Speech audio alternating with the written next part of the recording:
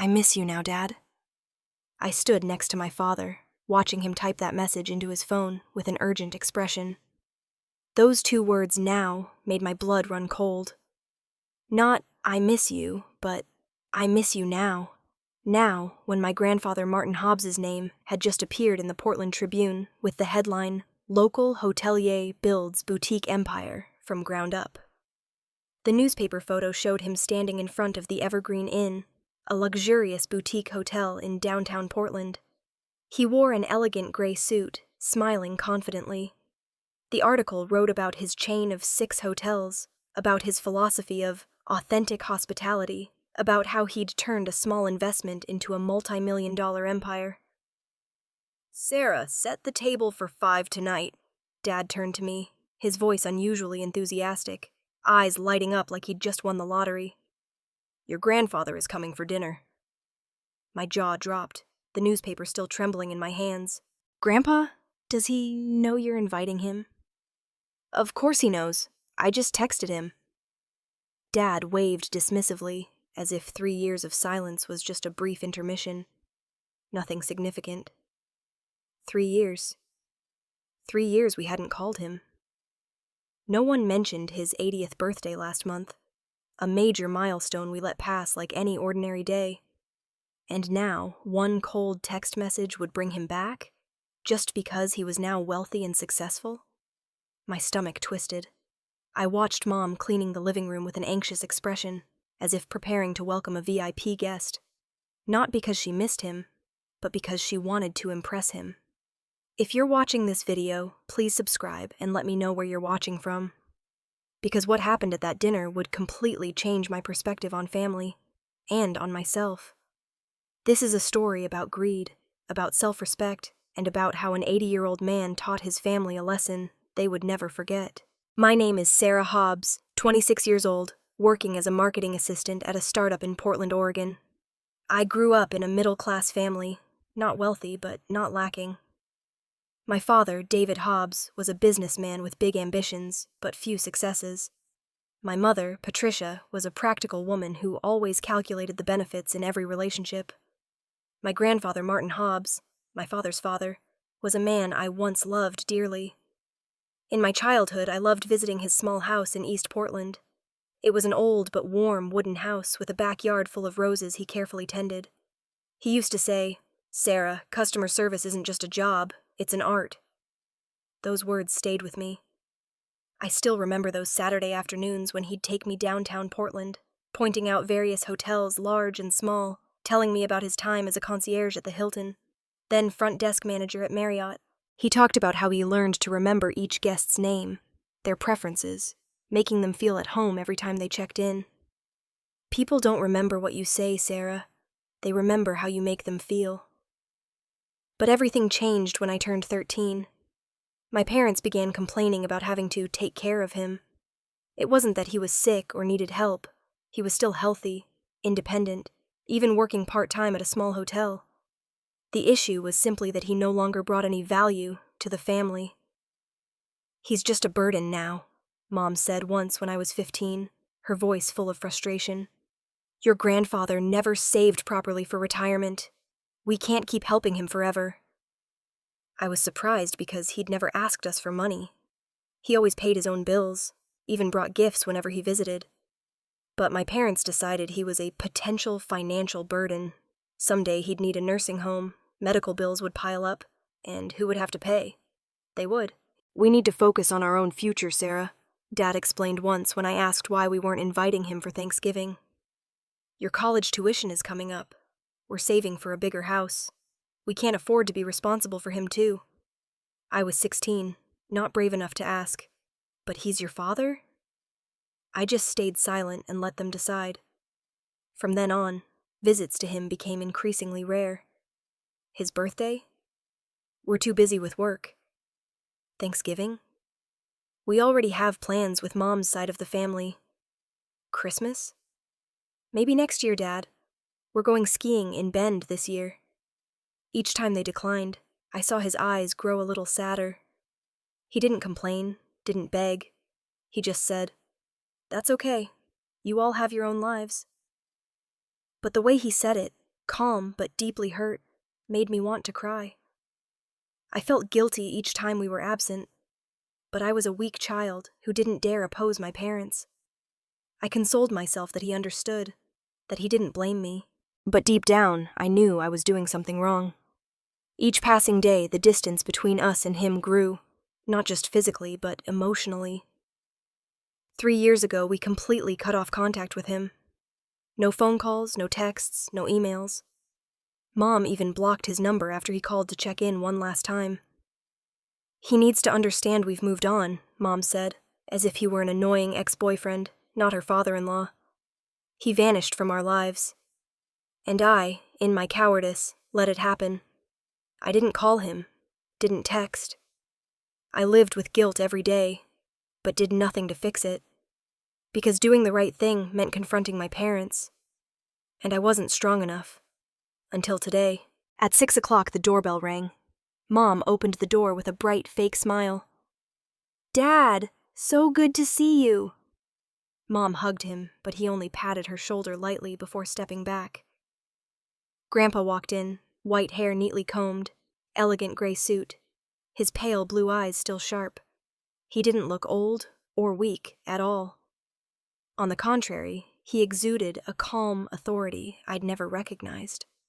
He carried a black leather briefcase, unusual for a family dinner. "Patricia, David, Sarah." He nodded to each person, his voice deep and steady. "Thank you for the invitation." Dad stepped forward to shake his hand, flashing a wide smile. "We've missed you, Martin. It's been too long." "Has it?" he asked lightly. "I didn't realize time passed differently for you than it did for me." A moment of silence, but Dad quickly deflected. "Come, sit down. Dinner's almost ready." Dinner was a terrible performance. Mom constantly praised his business talent. Dad asked about the hotels with exaggerated interest. I sat silently, embarrassed and uncomfortable. "So, Martin," Dad began after the appetizer, "I read about your hotel chain in the Tribune. Very impressive. I didn't know you were involved in hospitality at this scale." "You never asked," he replied, cutting his steak slowly. Dad laughed dryly. "Well, we're asking now. Tell us about it." He set down his knife and fork, looking directly at Dad. "What do you want to know, David?" "Everything. How did you build it? When did you start? We always thought you were just retired." "You thought I was broke," he said bluntly. "Let's not pretend." Mom's face flushed red. "Dad, that's not fair." "Isn't it?" he interrupted, his voice still calm but ice cold. 3 years, Patricia. 3 years without a single call. Not even on my 80th birthday. I waited by the phone that whole day. Nothing. Not even a text. But today, one article in the newspaper, and suddenly I get an invitation to dinner. Mom swallowed hard. Dad placed a hand on Mom's arm, trying to reassure her. "We've been busy," Dad argued weakly. "So have I," he said. "I've been busy building a business. I've been busy honoring a friend's legacy. I've been busy living my life without waiting for scraps of attention from people who only care when there's something to gain." I didn't dare look at anyone. The tension in the room felt ready to explode. I felt like I was sitting on a time bomb. "Look, Martin," Dad sighed, changing tactics, his voice softer. "I know we haven't been good family members. And I'm sorry, truly. I can't change the past, but we're here now. We want to reconnect. And," he hesitated, weighing each word, "I want to help you." "Help me?" He raised an eyebrow, almost amused by this performance. "Yes, managing a hotel chain at your age, it must be exhausting. You're 80 years old, Dad. You should be enjoying retirement, not working yourself to the bone. I have business experience. I've managed teams, handled operations. Let me take some of the load off your shoulders. I can invest, help with day-to-day operations, maybe even take over management completely so you can finally enjoy your golden years. Travel, play golf, relax. You've earned it." That's when I understood my father's scheme. He didn't want to help Grandpa. He wanted to take the hotels. He wanted control. He wanted ownership. Grandpa smiled, a cold, meaningful smile, like someone who'd already anticipated every move. That's very generous of you, David. Very generous indeed. But before we discuss my golden years and your generous offer to help, I brought something for you all. He bent down, opened the black leather briefcase, and pulled out a thick brown envelope. He placed it on the table right between the half-eaten pot roast.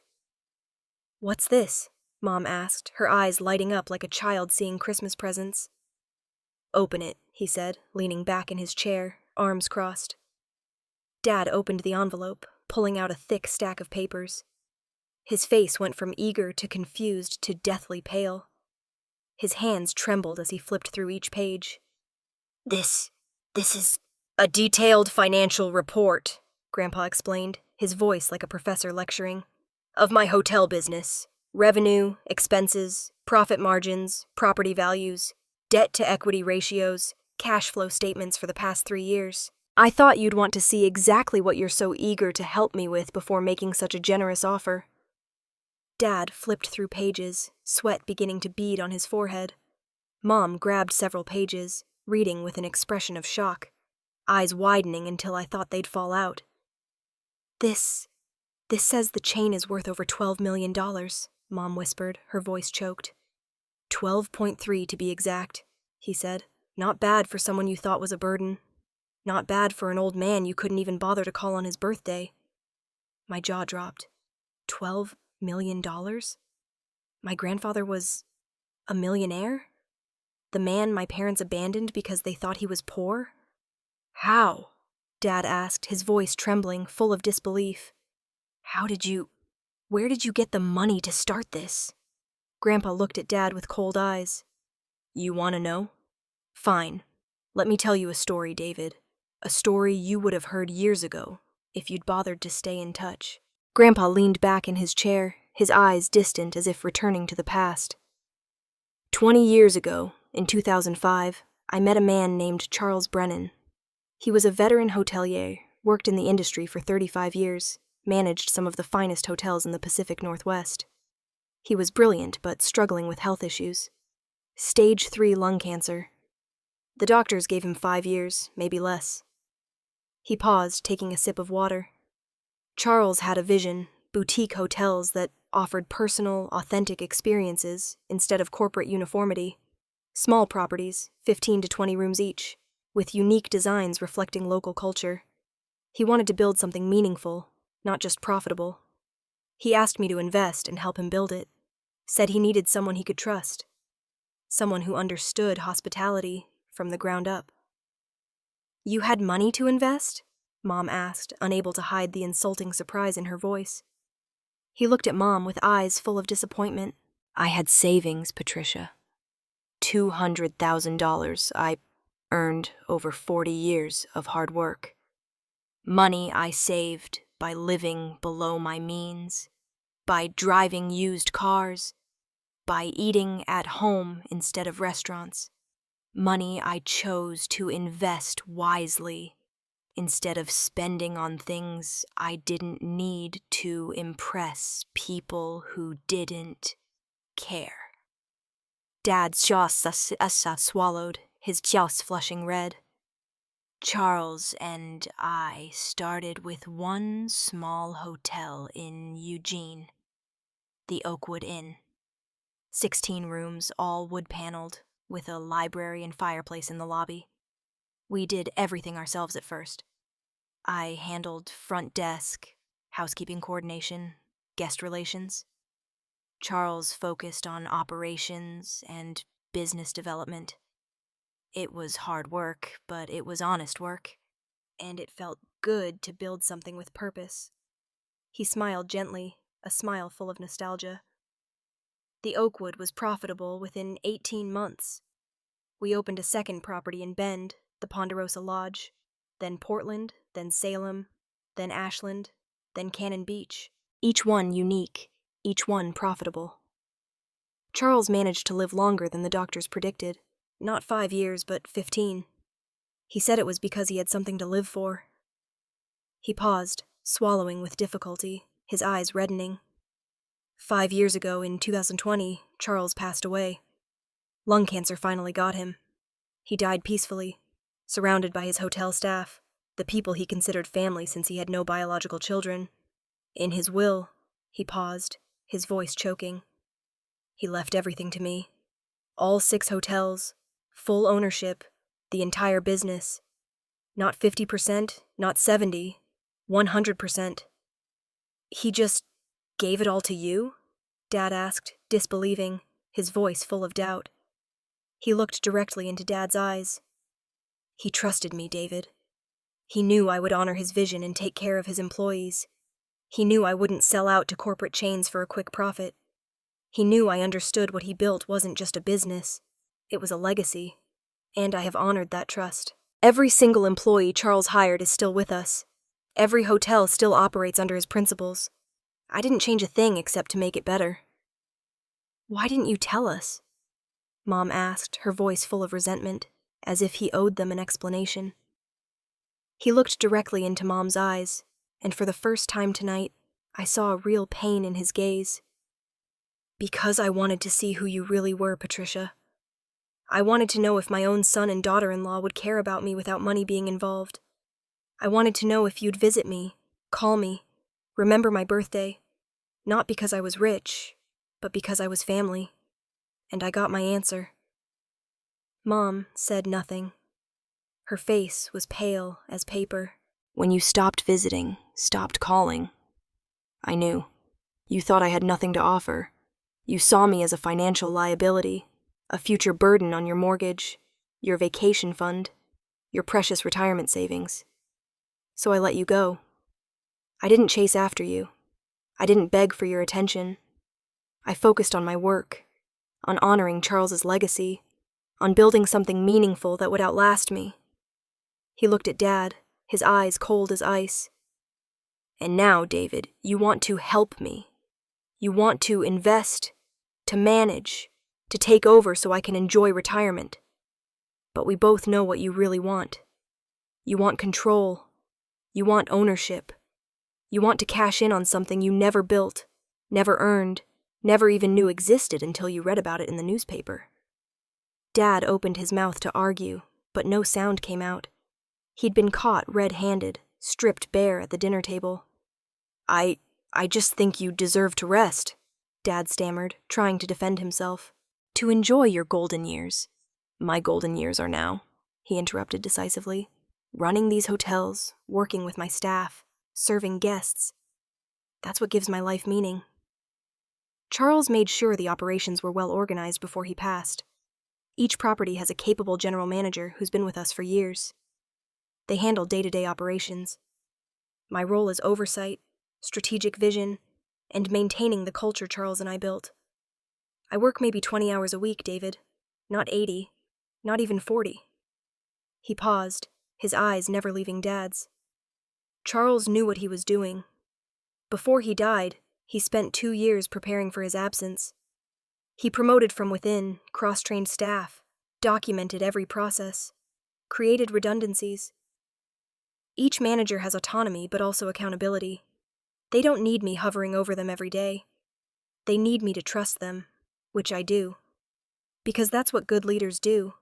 They build systems that work without them.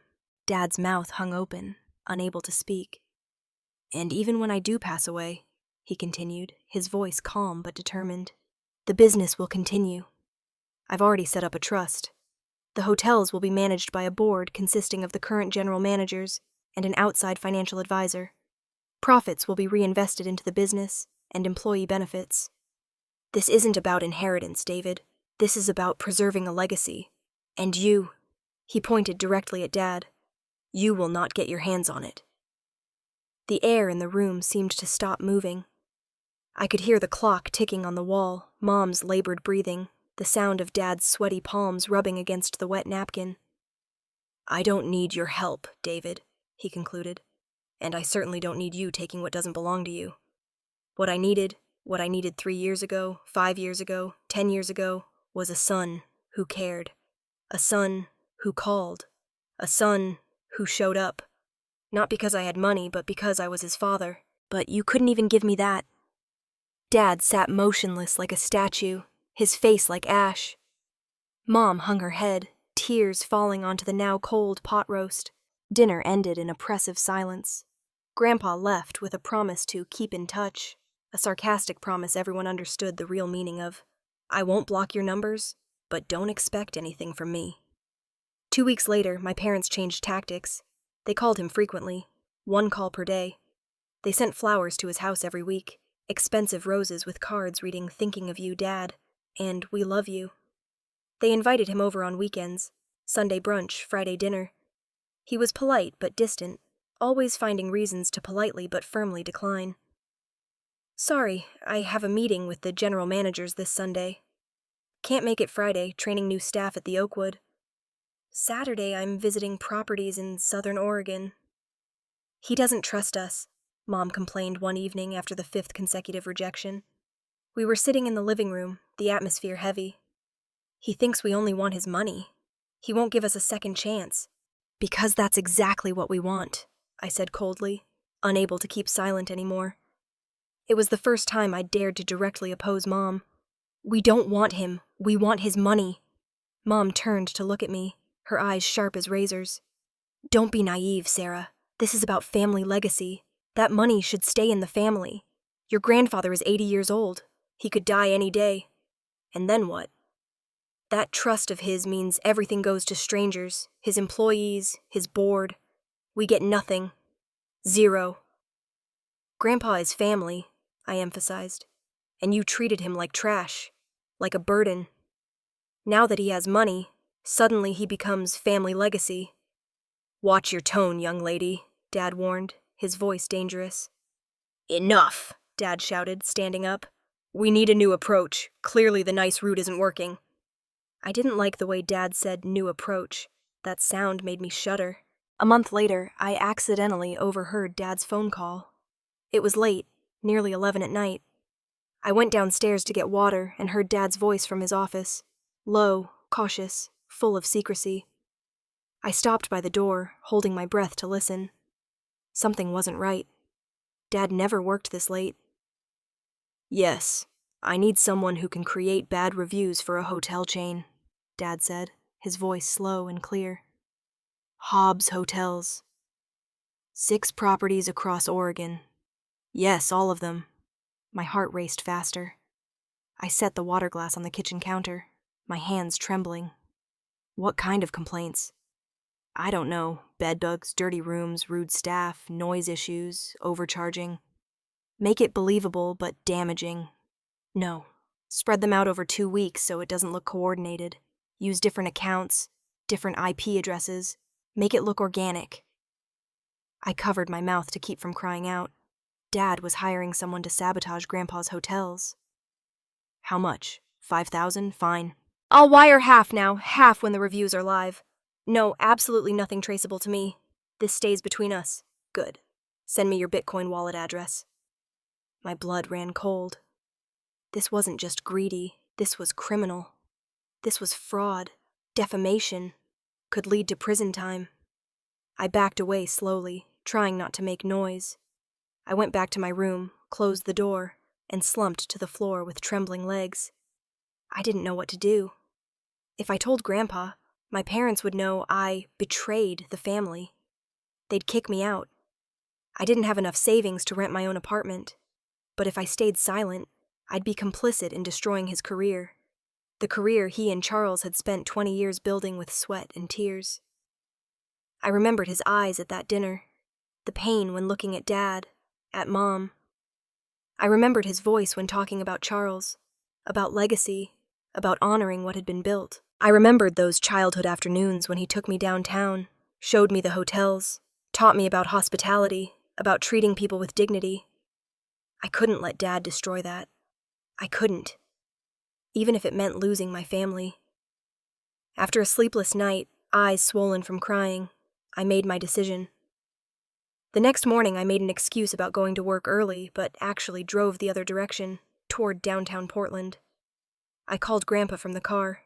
Grandpa, I need to talk to you. It's urgent. Can we meet today? Now? Sarah? He sounded surprised, worried. Is everything okay? Are you hurt?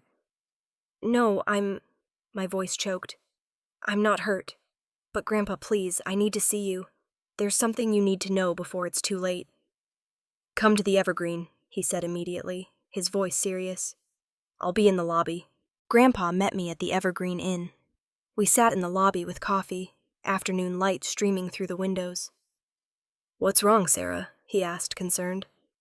I told him everything, Dad's phone call, the sabotage plot, hiring people to post fake reviews. My voice trembled, tears flowing. I'm so sorry, Grandpa. I should have stood up to them years ago. He placed his hand on mine. Sarah, you're here now. That's what matters. What are you going to do? He smiled with determination. I'm going to protect what Charles and I built, and teach your father a lesson he won't forget. Over the next 2 weeks, fake reviews appeared. They alleged bedbugs, rude staff, overpriced rooms. Some guests complained about non-existent issues, people Dad hired. But he was prepared. He'd hired private investigator Roy Henderson. Roy discovered everything.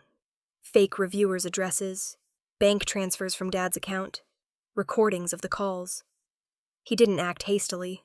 He waited until he had enough evidence, a clear pattern of fraud and defamation.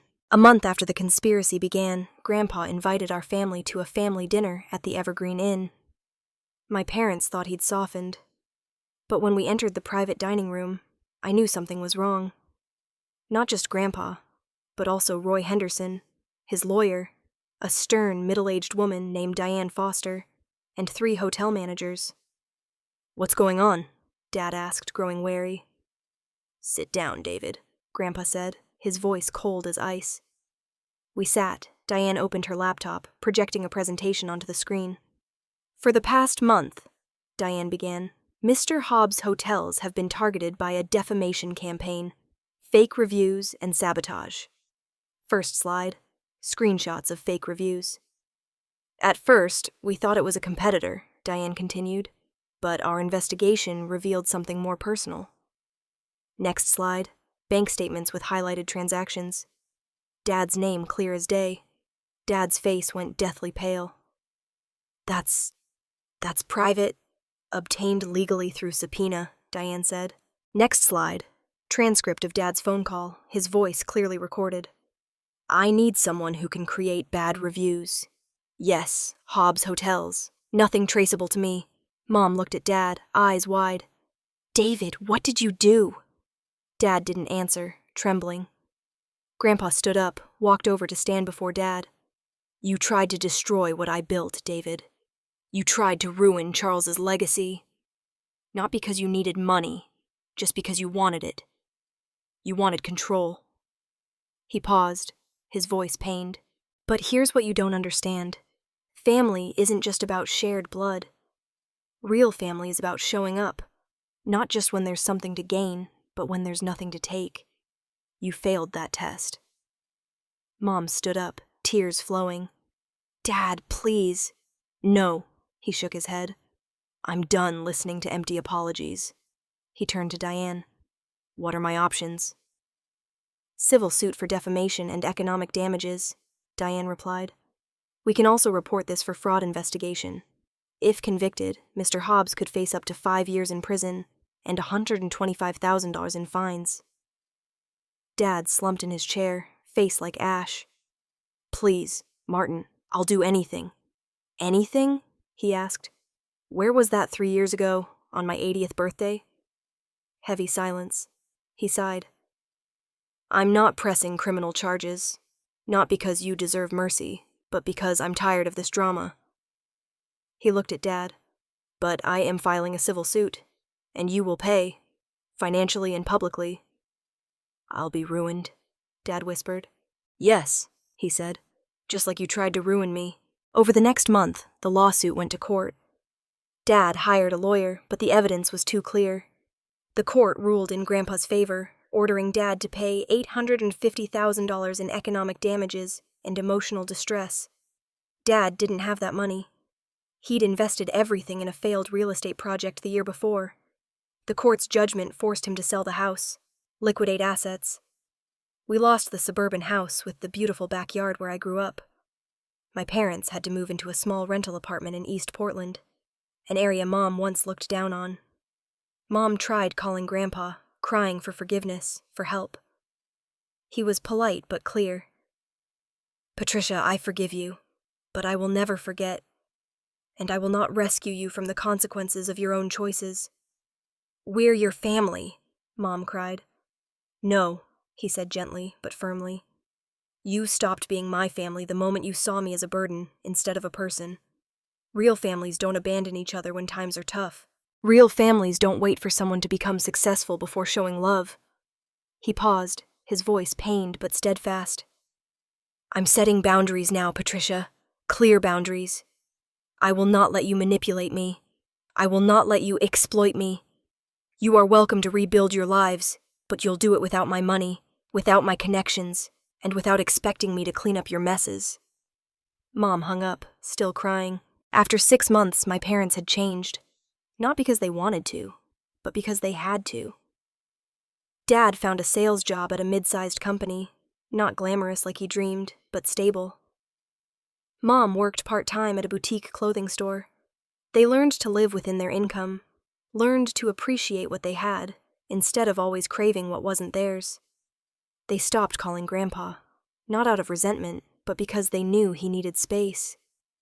They wrote letters instead of calling, short, simple letters, asking for nothing. "Dad, I hope you're well. I'm sorry for everything. I understand if you don't want to respond. Just know that I'm trying to be better. Patricia." He sometimes replied, brief, polite emails. The relationship didn't return to what it was, perhaps never would, but at least there was honesty. There were boundaries. There was respect. And me? I left my parents' house after the lawsuit. I couldn't live with them anymore. Not because I hated them, but because I needed to find myself. Grandpa invited me to work at his hotels, not because I was his granddaughter, but because he believed I had potential. I started with an entry-level position in marketing, learning from scratch, no shortcuts. "Sarah," he said on my first day of work, "I'm not giving you this job out of pity or obligation. I'm giving you a chance because you showed up when it mattered. You told me the truth even when it was hard. That's the kind of person I want on my team." He placed his hand on my shoulder. "But remember this, earning respect is a daily practice, not a one-time event. You have to show up, every day, with integrity, with effort, with humility. Can you do that?" I nodded, tears streaming down. "Yes, Grandpa, I will." 2 years later, I became marketing director of the hotel chain. My work wasn't just typical marketing campaigns. I helped him tell his story, the story of a man abandoned by family who rebuilt his life. We created a blog series, Never Too Late, Stories of Second Chances, on the hotel website. The response exceeded expectations. Hundreds of emails from elderly people feeling useless after their children grew up, feeling forgotten by society. My children stopped calling. I felt like a burden. But now I'm starting a catering business from home. If Martin can build a hotel empire at 75, I can bake cookies at 68. Grandpa became a symbol of elder empowerment in Oregon. He spoke to them at senior centers. "Your value doesn't diminish with age. You still have time, wisdom, and purpose." We launched the Senior Hospitality Internship, a free training program for people over 60. 12 participated in the first cohort. 5 were hired full-time after training. A woman named Helen, 72, cried as she told me, "My kids put me in a nursing home because they said I couldn't care for myself. But I wasn't sick, just lonely. This job gave me back my dignity." My parents occasionally visited him during holidays. They no longer demanded anything. They just came, sat drinking coffee, talked about everyday life. It wasn't an ideal relationship, but it was real. One afternoon, Grandpa and I sat in the Evergreen Inn lobby, watching guests check in. "Grandpa," I asked, "do you regret cutting them off?" He thought for a moment. "I regret that it had to happen, but I don't regret my decision. People need consequences to grow. Love without accountability isn't love, it's enabling. He looked at me. Your parents are learning what they should have learned years ago. People aren't tools, and money doesn't equal worth. It's a hard lesson, but necessary. I nodded, feeling a peace I'd never had. I no longer felt trapped between two sides. I'd chosen to stand with truth, with integrity, and that had set me free. If you're in a similar situation, being exploited by family, seen as an ATM, or demanded to sacrifice endlessly, remember this: family isn't just those who share your blood. Real family is those who show up because they love you, not because they need you. You have the right to set boundaries. You have the right to demand respect. And if they can't give you that, you have the right to walk away. As my grandfather said, I don't owe my family anything. I owe myself everything. And if this story resonated with you, please like and subscribe to see more real stories about family, boundaries, and finding yourself. Share your thoughts in the comments below. If you were in this situation, would you forgive or walk away? I'd love to hear your perspective.